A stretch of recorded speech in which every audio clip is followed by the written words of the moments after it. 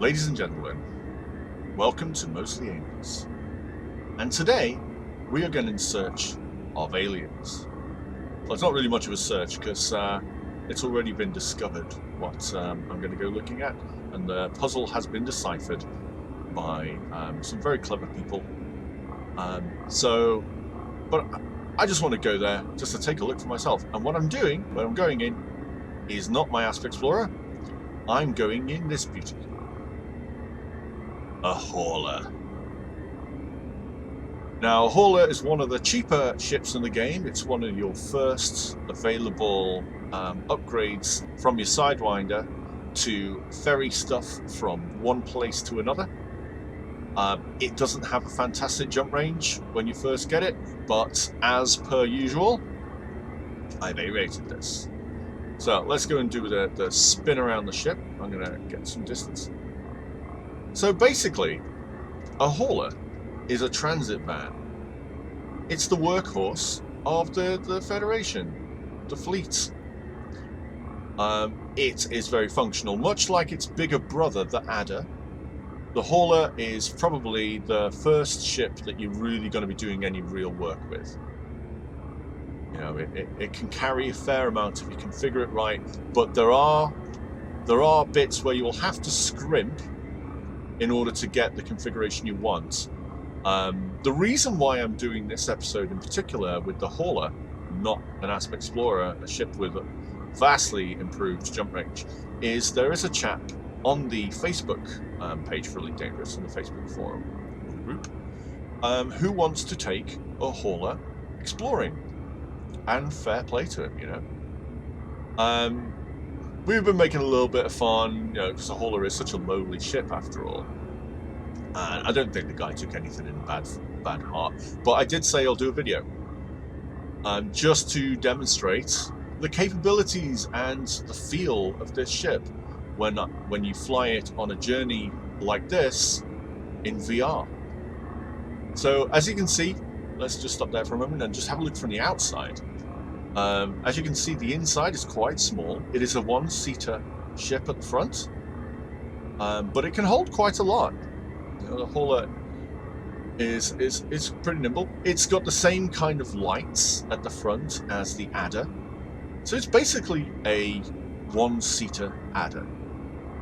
It doesn't have as many compartments or as much in the way of upgrade options. So, like I said, you will be scrimping. And in this case, just like the chap on Facebook, on the Facebook group, he's exploring without shields. And, you know, while that seems crazy, why would you do that? Well, because it's a compromise. You have to make the compromise. Because the shields are, they take up, I think it's a 2-size slot.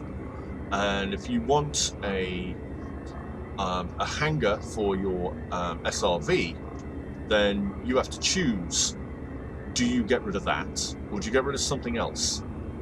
So I chose to get rid of the shield. So I'm currently flying sans shields. But I've got pretty much A-rated everything else and D-rated other things to make it lighter to increase the jump range. So what can I say about the hauler? It's functional. It's nice. It doesn't have the cool flip-up wings that the Adder does. It doesn't have those, but it doesn't need them. It's small enough that it doesn't need them. This one has an SRV bay, as you can see underneath there. The Zorgon Peterson kind of design ethic of very industrial and functional over anything else is quite present here. So let's take a look inside the cockpit and then let's take a look around the ship. Right, I'm going to angle the ship a little bit so we can get the light of these two binary suns here. Right, we're going to do the look around. In VR, one of the great things you can do is look around the ship, look around the internals. So if we just have a look here, as you can see, it's quite cozy. We have the same style of trim that its big brother, the Adder, has. Only instead of the horrible bar across the windshield in space, solar winds, I suppose.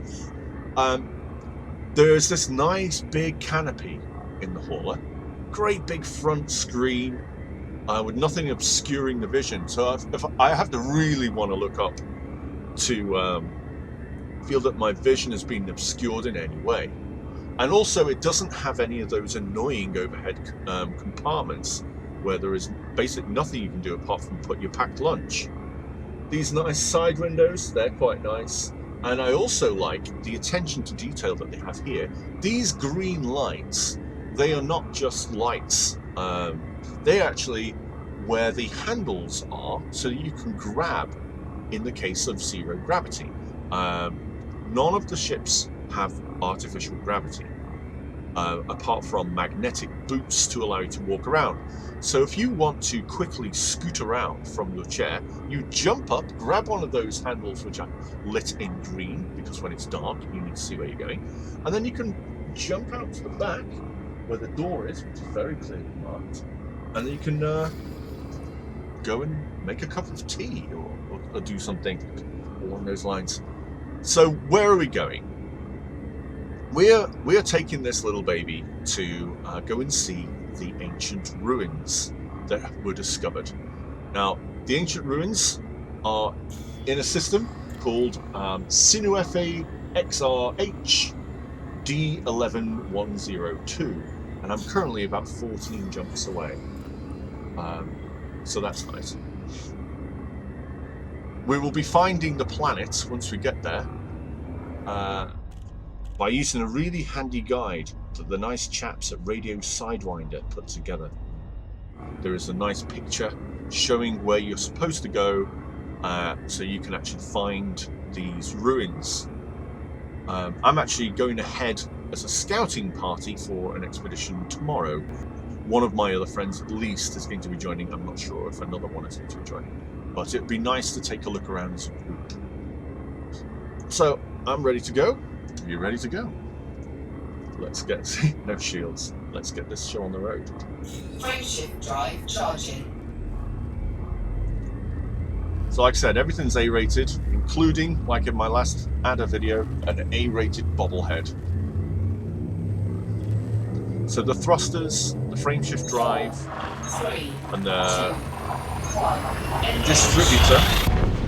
distributor, they're all A-rated.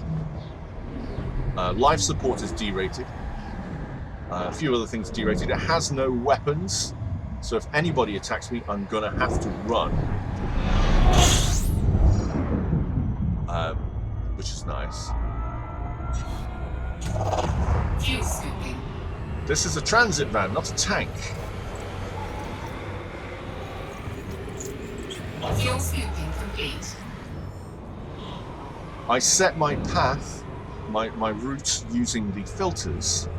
Fuel scoop disengaged. Using the very, very nice acronym KGB foam, which basically lets you know which of the stars you can actually scoop from. So if it's in any of those letters, KGB foam, F-O-A-M, then it's a scoopable star, which is a really nice way of remembering it.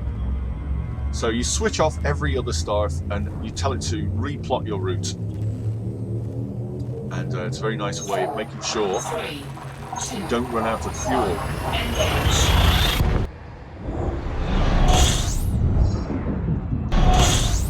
These stars are absolute monsters. Holy. Fuel scooping. See, I love how the light comes in on this Fuel canopy. complete. It's really nice. It's a big canopy, so it lets in lots of light. Disengaged. So actually, I think I like this ship. As the smaller ships, I prefer this. This is a really nice ship. When I first started flying, drive charging. I couldn't wait to get rid of it because I thought it was a lowly ship. You know, the Sidewinder's the starter ship, so the next thing that you need to do is to upgrade to a hauler. 3, 2, and then maybe an adder on the journey to bigger and bigger ships to get the Cobra Mark III and then onwards there to get, for me, an Asp Explorer, and then what next? The thing is, I've come to realise it's not about the ship size. And it never was. And while some people do love the Sidewinder, and I've recently tried, I did a video, I wasn't very happy with how it came out. I'll do another one about the Sidewinder. Fuel scooping complete. It is a piece of junk. But it's like the lovable rogue, maybe, or people may like it because it's cheap and it's fairly nimble, and you know, for what you get for your money, because they're free. Frameshift drive charging. You can do a lot with them, but you're best off getting something else pretty quickly. Because I A-rated one and it was a dog to fly around. I was expecting it to be nimble and fun, but it wasn't. 3, 2, 1, engage. I have a lot of respect for the big brother of this ship, the Adder. After taking it around and flying in ice fields, I had no idea how much fun it would be to fly.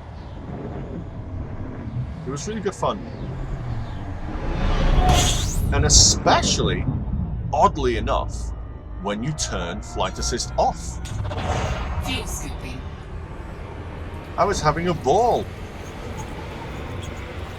Fuel scooping complete. I was doing things I would never do in my Asp Explorer, maybe because it was so cheap, it didn't matter if it got banged up.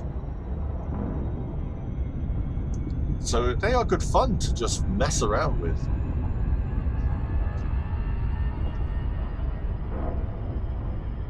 But this ship, it just feels compact and friendly. This is a nice, friendly ship to fly. Everything feels at arm's length. Just right. Ergonomically speaking, it's probably one of the better ships. 4, 3, 2, 1, engage. I definitely prefer this to the Cobra Mark III, which sounds weird, just saying that it's the Cobra Mark III. It's so versatile. You can do so much with the Cobra Mark III. It's a good fighting ship. It's a good trading ship. It's a good pirating ship. It's good for mission running. You know, it's good. I think in the fuel scooping complete. In the effort to turn it into the Mary Sue of spaceships, Fuel scoop disengaged. it lost some charm. I don't know. I will do a video about the Cobra Mark III, but while it was fun for a while, I have no love for it. I don't miss it. Where is this ship? Drive charging. This is a cool little ship. I am driving a van.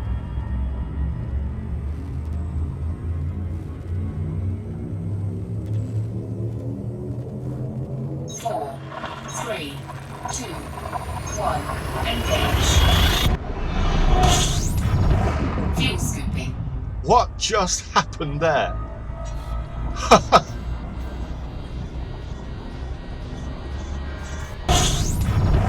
Fuel scooping.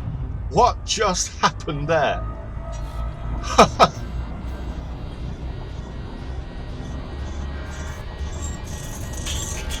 Fuel scoop disengaged. Holy shit, did I just fly through a sun? Oh my god. What the hell just happened? I did. I just came straight through a sun. And then overheated. I haven't changed my angle. That was basically my approach. Booyah! They're orbiting each other. Right in the middle it puts you.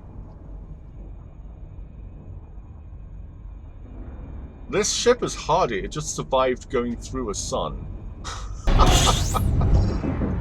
Some nice here. This is Alright, there she is. We'll top off. Fuel scooping. I think that's the Fuel one. scooping Yeah. complete. There we go. Right, SYNUEFE, Fuel scoop however you pronounce it, disengaged. SYNUEFE, SYNUEFE, then it's XR-H. So, Xylophone Romeo Hotel, Delta 11, and then it's 102. Let's go see some ruins. I'm very excited. Drive charging. This is where we get pulled out of witch space by Thargoids. There has been a second crash site found, a recent one. 4, 3, 2, 1, engage. Very big, very bright sun, worthy of a picture.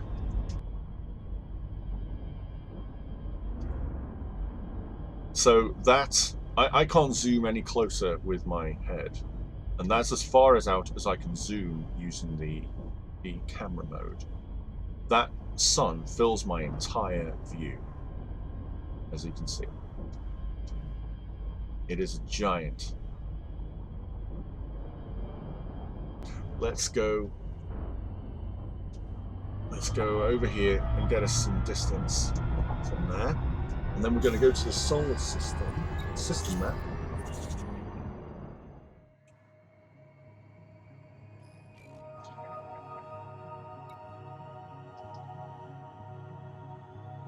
It'll be one of the moons of one of these planets. I don't have a planetary scanner.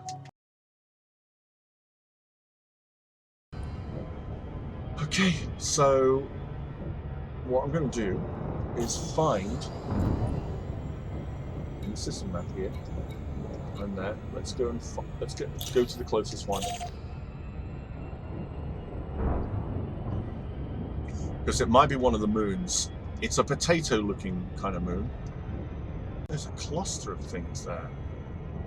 Right, we're looking for a very, very large crater that's visible from. It's this kind of planet, though. There is a large crater there. Let me check my picture. Let's fly all around it.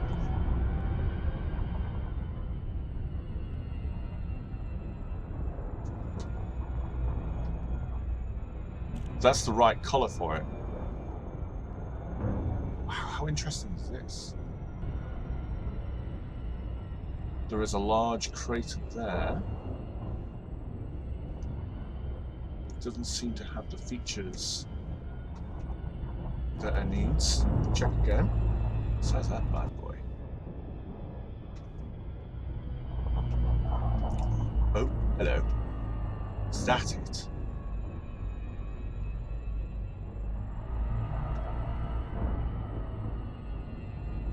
No, that's not the one.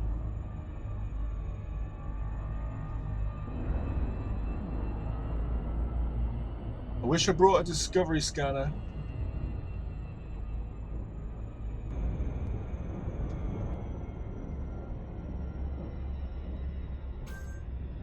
One new object detected, yes. With its own moon, again.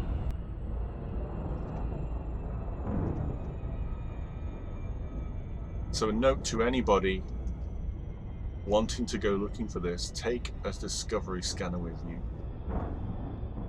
Otherwise you end up doing this.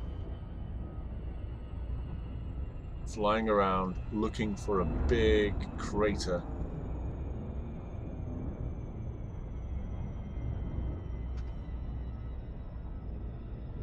Nothing looks similar. This might not even be the correct planet, see?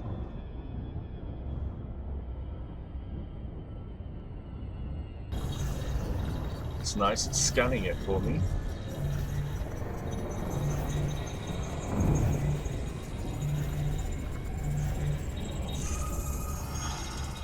Yes! Thank goodness. Okay, so it's 1B.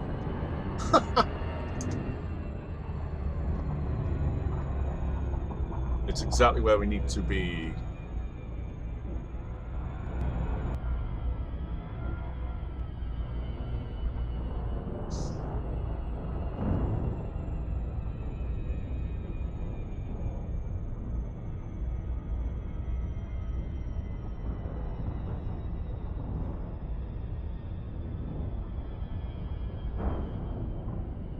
that it? No.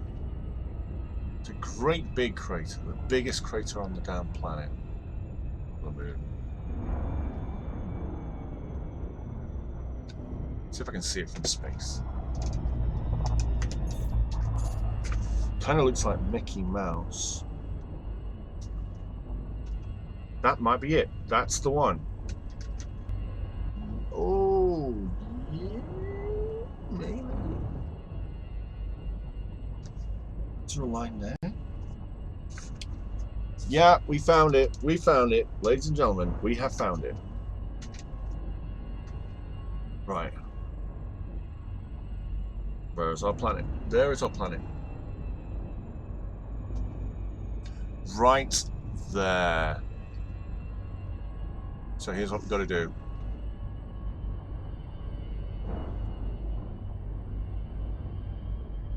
We are aiming for this place. So apparently it's right there. We are heading for it. Right in that location there. Make sure that is the place. X marks the damn spot. It's a little blip. Little blip. Right on the ridge. You've got to get it right. So what they're saying is you have to come in to the first crater.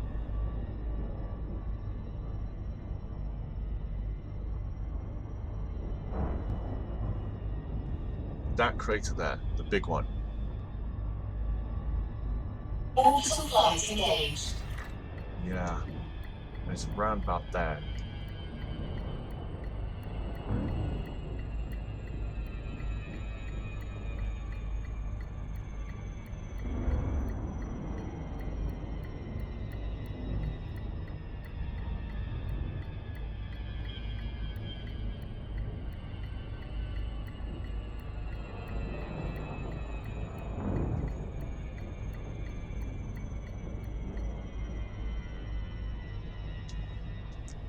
Big one, big one, big one.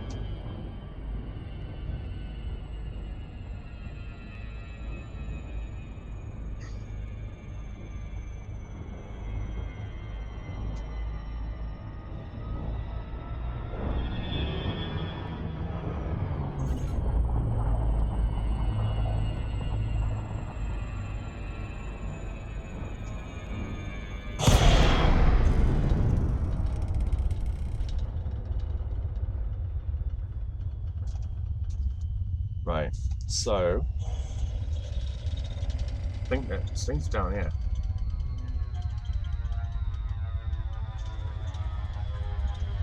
There's a certain point we can see it.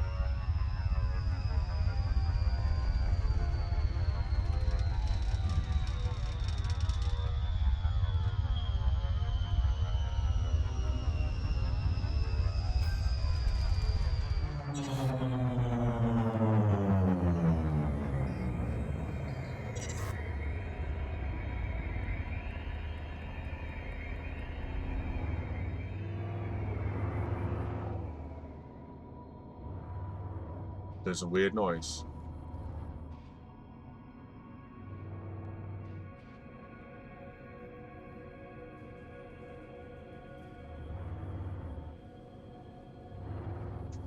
Let me check the map again.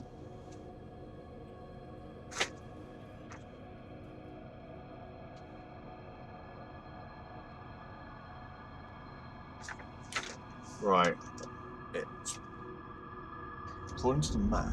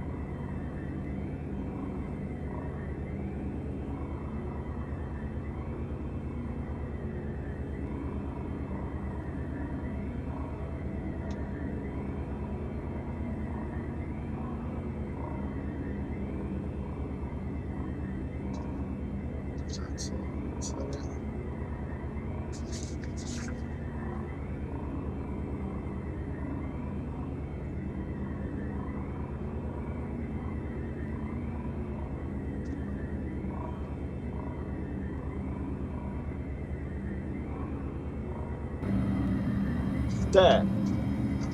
Found it. Right there. See it?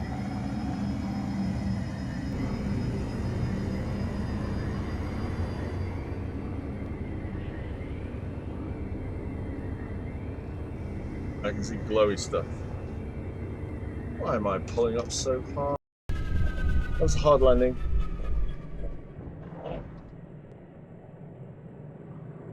Very hard landing.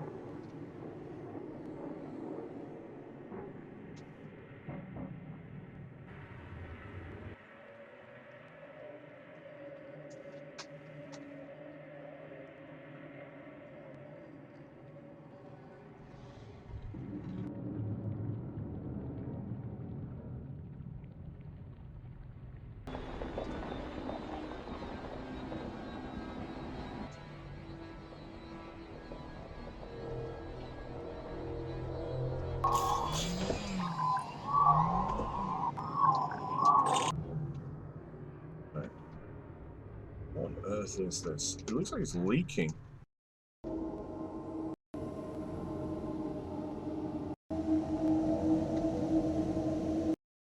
The bloody hell are you?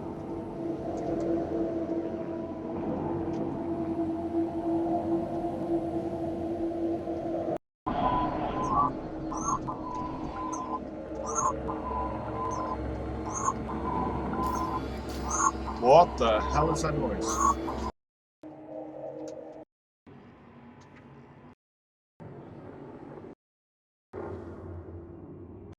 This place is freaking me out.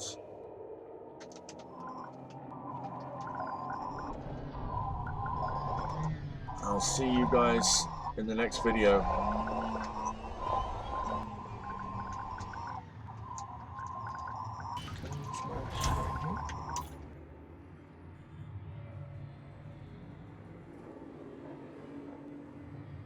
Alright, so I'm going to camp here for the night and check it out again tomorrow.